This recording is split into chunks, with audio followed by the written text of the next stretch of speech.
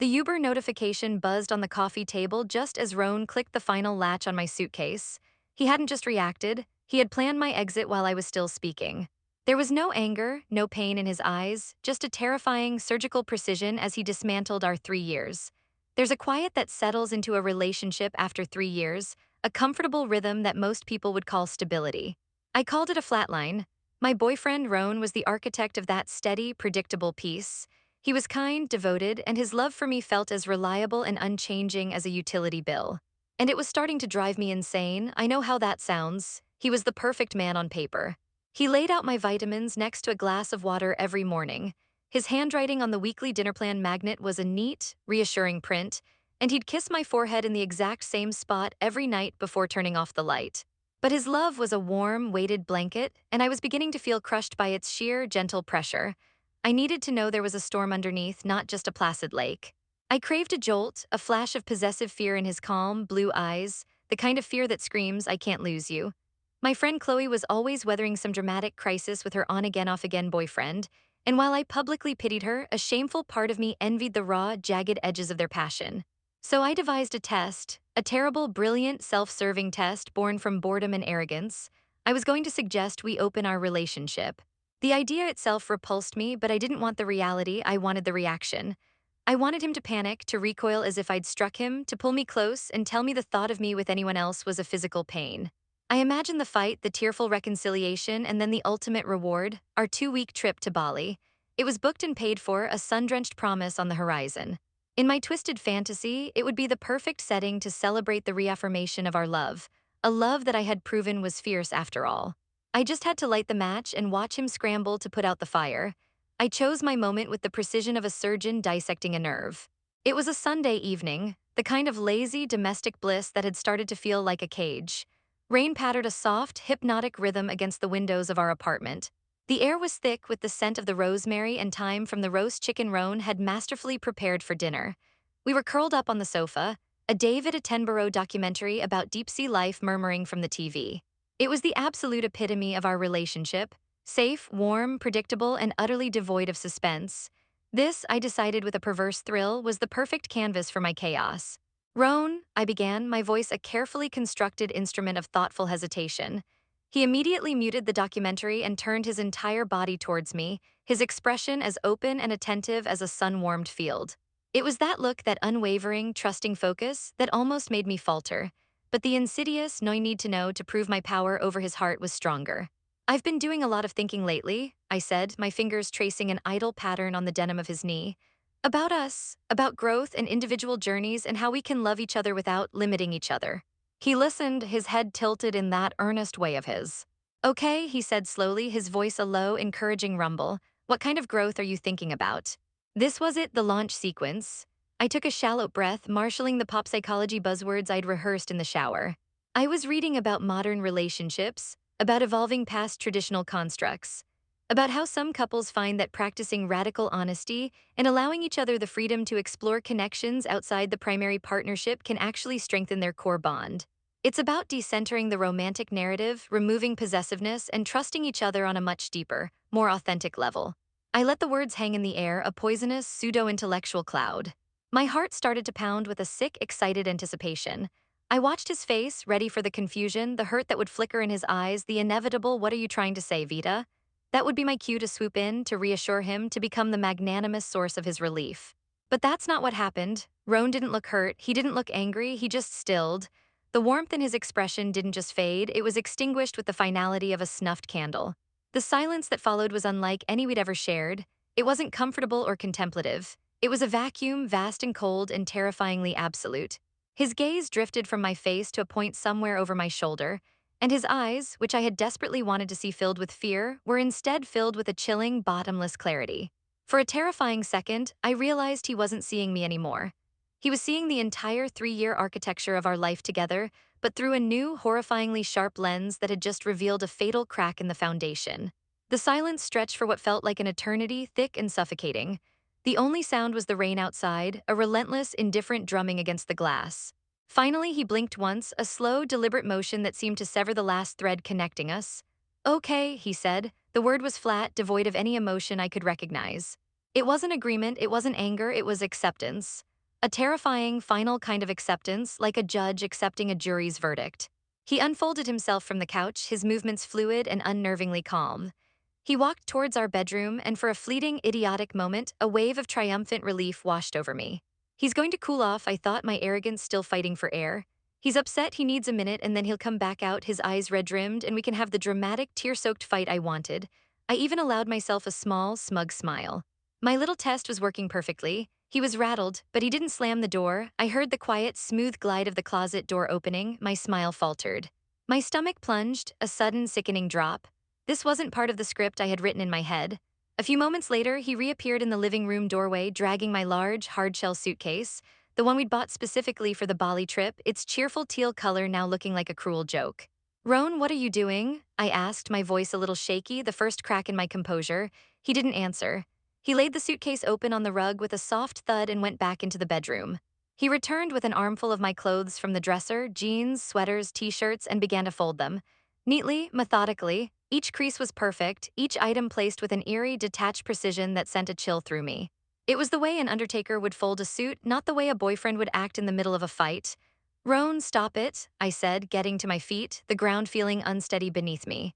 "This isn't funny, I was just talking, exploring an idea." He moved past me as if I were a piece of furniture, a ghost in the room that had once been ours. He went to the bathroom. He returned with my toiletry bag, my ridiculously expensive skincare products, my electric toothbrush still damp from that morning. He zipped them into the suitcase's mesh compartment without a single wasted motion. Then he went to the hall closet and got my jackets, my running shoes, the umbrella I always forgot. He even went to the bookshelf, his eyes scanning the titles before pulling out the 3 novels stacked on my nightstand. Panic, cold and sharp, began to claw its way up my throat, stealing my breath. "Stop it, what is wrong with you? It was a test, a stupid test." My voice was rising, bordering on hysterical. I tried to grab a cashmere sweater, a gift from him, out of his hands, and he simply sidestepped me, his movements economical and resolute. He never once made eye contact. He was a machine executing a program, and the program was Erase Vita. The sheer, systematic efficiency of it was the most terrifying thing I had ever witnessed. He was dismantling my presence in our shared life, piece by piece, right in front of my eyes, and he was doing it with the same quiet competence he applied to assembling IKEA furniture or fixing a leaky faucet. He clicked the final brass latch on the suitcase shut. The sound echoed in the silent apartment, a definitive metallic punctuation mark at the end of our story.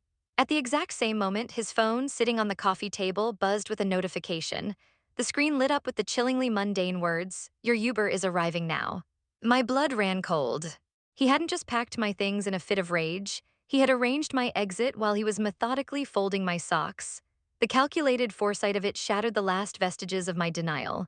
This wasn't an impulsive, angry reaction, this was a strategy, this was a solution. "An Uber? You called me an Uber?" I shrieked, the words tearing from my throat, raw and ragged. "You're kicking me out after 3 years, after everything, you're just putting me in a car like a piece of dry cleaning." He finally looked at me then. For the first time since I'd uttered my toxic proposal, his eyes met mine. I had wanted to see fire, but there was no anger there. I had wanted to see pain, but there was no hurt. There was only a vast, desolate exhaustion. It was the look of a man who had been holding up a tremendously heavy weight for a very long time and had just decided with profound finality to let it drop, no matter the consequences. "I'm not interested in being tested, Vita," he said, his voice quiet but carrying an impossible weight that filled the room. "A relationship isn't a game show. My love for you, my loyalty, that wasn't a prize for you to win by pushing me to the edge. It was the foundation. You just took a sledgehammer to it to see if it would crack." He gestured vaguely at my packed life. "It cracked." Tears were streaming down my face now, hot and useless. I was a chaotic mess of apologies and backtracking, the words tumbling out in a pathetic, incoherent stream. "It was a joke, a stupid, horrible mistake. I didn't mean it, Roan, I swear I didn't mean it. I was just scared you didn't care enough." "That's the problem," he said, shaking his head slowly, a deep sadness finally touching his features. "You thought the only way to prove I cared was to hurt me." He walked to the front door and opened it. The cool, damp night air rushed in, carrying the scent of wet pavement. The headlights of the waiting Toyota Camry swept across the living room walls, illuminating the empty spaces where my things used to be. He picked up my suitcase and my handbag, which he had also thoughtfully packed with my wallet, phone charger, and keys. He carried them to the threshold. My mind, scrambling for any anchor, any last rope to cling to, seized on the one thing that still felt real, the future I had just incinerated. But Bali, I whispered, my voice breaking on the word. What about our trip? Our flights are in 3 weeks, the hotel. He paused in the doorway and turned back, his face a mask of polite, chilling indifference. He placed my handbag in my trembling hands as if completing a transaction. I already called the airline, he said, his tone as matter of fact as if discussing the grocery list. I transferred your ticket to my sister's name. It's her and her husband's 5th anniversary next month. They've had a tough year. They could use a real vacation, somewhere they can actually trust each other. The Uber driver, a kind-looking man with a weary face, got out and opened the trunk without a word, sensing the domestic wreckage. He took the suitcase from Roan. The trunk lid slammed shut. The back door closed, sealing me inside with the smell of cheap air freshener and my own stupidity. The car pulled away from the curb, and I watched through the rain-streaked window as the warm, inviting light of our apartment, his apartment, shrank and then disappeared completely into the night. The Uber dropped me my 3 suitcases and the shattered fragments of my life on the doorstep of my friend Chloe's building. I must have been a sight, soaking wet, mascara running in black rivers down my face, babbling incoherently into the intercom. She buzzed me in without a word. Once inside her apartment, the dam of my shock broke and a tidal wave of self-righteous fury took its place. For the first hour, I paced her living room, a whirlwind of indignation. He didn't even fight for me, Chloe, he just packed my bags. I ranted, gesturing wildly. What kind of man does that? No emotion, no yelling, just logistics. It was monstrous.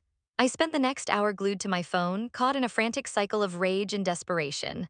I typed out long, scathing text messages accusing him of being a cold, unfeeling robot, then deleted them. I drafted tearful, pleading emails, then deleted those too. I called him, and each time it went straight to voicemail, a polite, automated voice informing me of what I already knew. I was cut off. I checked his social media, his friends' social media, anything for a sign. Nothing. It was like he had vanished from the digital world as completely as he had from my physical one. Finally, exhausted and hoarse, I collapsed onto her sofa. I just don't understand, I whimpered, the anger finally dissolving into a puddle of pathetic confusion. It was just a stupid sentence, a hypothetical. I did it because I love him. I wanted to feel secure. Chloe, who had been sitting silently on her armchair, nursing a cup of tea and watching me with a pained expression, finally spoke. She set her mug down with a firm click. No, Vita, you have to stop saying that, she said, her voice gentle but unyielding. You didn't do it for security, you did it for drama. You took the one thing about him that was solid and true, his absolute loyalty, and you treated it like a toy. You poked at his deepest insecurity, the fear of not being enough, just to watch him flinch. I opened my mouth to argue, to defend myself, but she held up a hand. Think about it, she continued, her gaze unwavering. You're always saying how stable he is, that's his core, his love is quiet and constant. You complaining about that is like complaining that the sun is too reliable. So you took his most precious gift, his trust, and you basically told him you wanted to throw it away. You didn't ask a man if he loved you. You asked a man who is terrified of heights if he would jump off a cliff to prove his devotion. He didn't jump. He just walked away from the crazy person telling him to. The next few weeks were a blur of cheap wine, sleepless nights on Chloe's couch, and a hollow, aching hope that I refused to extinguish. I convinced myself this was all a grand, painful lesson. I believed that once Roan had made his point, once he knew I was truly sorry, he would reach out. He had to. 3 years couldn't just be erased by one stupid mistake. The final judgment, when it came, wasn't delivered via text message or a phone call. It arrived, as so much of modern life does, through the glossy, curated lens of social media. It was Roan's sister Maya who posted it, a carousel of 10 photos on Instagram. The first shot was of 2 champagne flutes clinking together, the turquoise water and thatched roofs of a Balinese resort blurred beautifully in the background. My stomach clenched. The caption was a long, heartfelt paragraph, thanking her best in the world big brother for the most incredible, unexpected anniversary gift. She wrote about how they'd reconnected, how they'd laughed until they cried, how the trip had reminded them of what was truly important after a difficult year. I swiped through the photos with a trembling thumb, Maya and her husband grinning on a pristine beach, them sharing a floating breakfast in a private pool, our private pool, them raising cocktails at sunset, their faces glowing with pure, uncomplicated joy. Roan wasn't in any of the pictures, but his presence was everywhere, a ghost of generosity and familial love. He had taken the dream I had weaponized and had given it freely and lovingly to someone else. The final blow came a week later. A mutual friend posted a group photo from a birthday barbecue.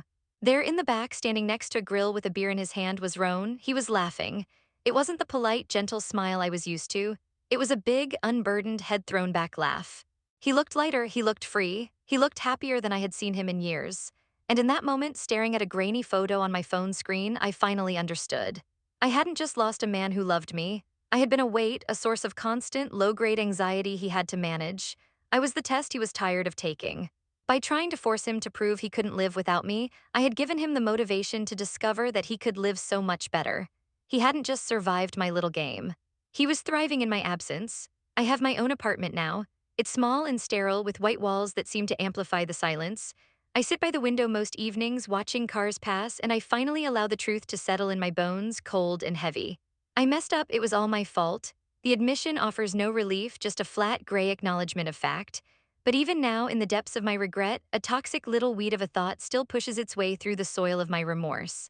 It's a quiet, insidious whisper that comes in the dead of night. But if he had just fought back, if he had just gotten angry, if he had just shown one tiny spark of fear that he was losing me, none of this would have happened.